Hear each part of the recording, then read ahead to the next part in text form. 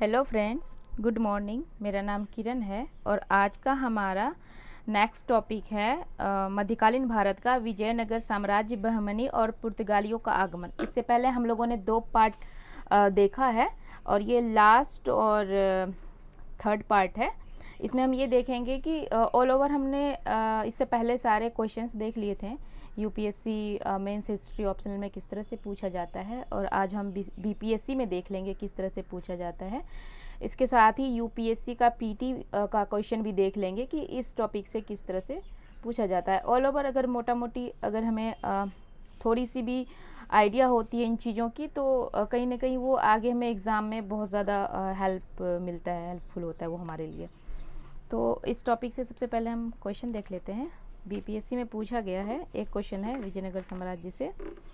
विजयनगर साम्राज्य में शासन व्यवस्था एवं संस्कृति की मुख्य विशेषताओं का वर्णन कीजिए।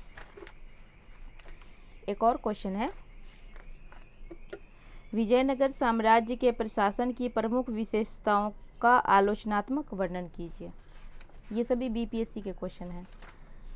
एक और क्वेश्चन है, मध्यकालीन भारत में विजयनगर वास्तव में एक महान साम्राज्य था, समीक्षा कीजिए। तो ये थे बीपीएससी का क्वेश्चन। इससे पहले हम लोगों ने यूपीएससी का देख लिया था, मेंस का।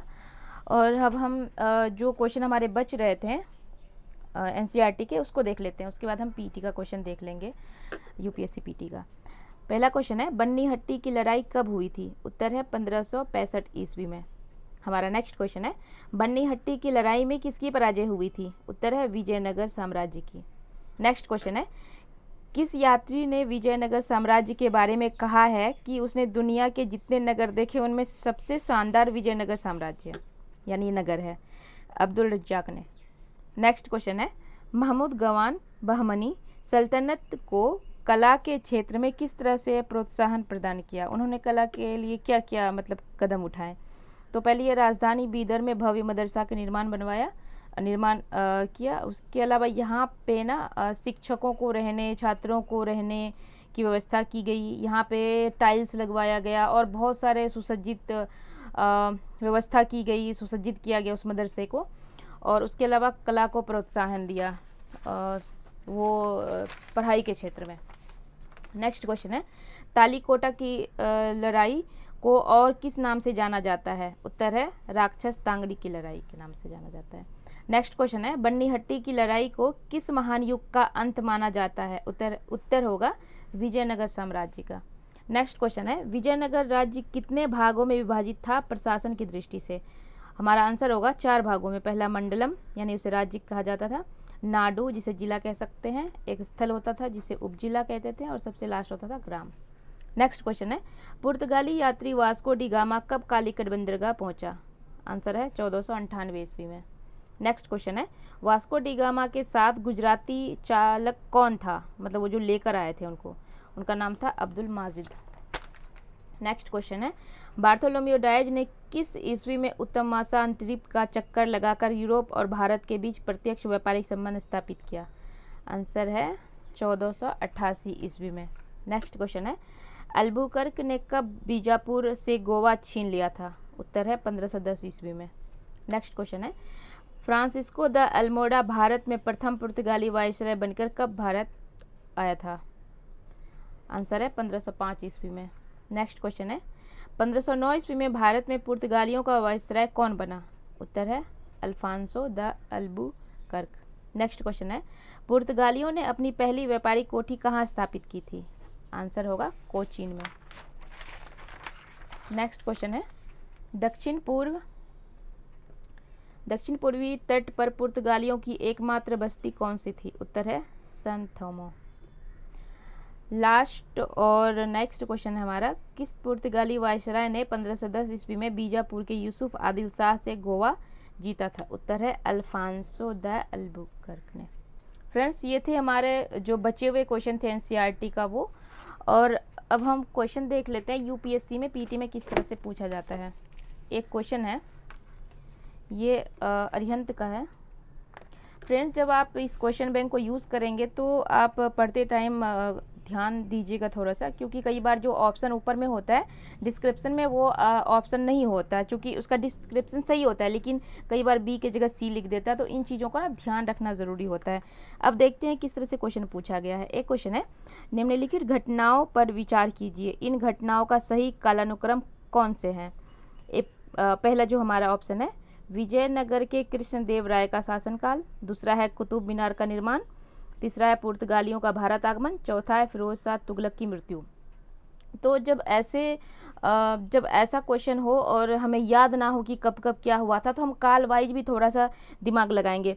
तो सबसे पहले हम ये देखेंगे विजयनगर, जो भी हुआ था विजयनगर, ये लगभग सल्तनत के बाद ही कुछ भी चीज़ हुआ था, तो इनको यहीं पर काट देंगे। और सबसे पहले कुतुब मीनार का निर्माण देखते हैं। कुतुब मीनार हम देखते हैं कि जो सबसे पहले तुर्क और अरब ये सब आए थे, और जो गुलाम वंश था, और कुतुब मीनार का निर्माण भी सबसे पहले किस समय में स्टार्ट हुआ था,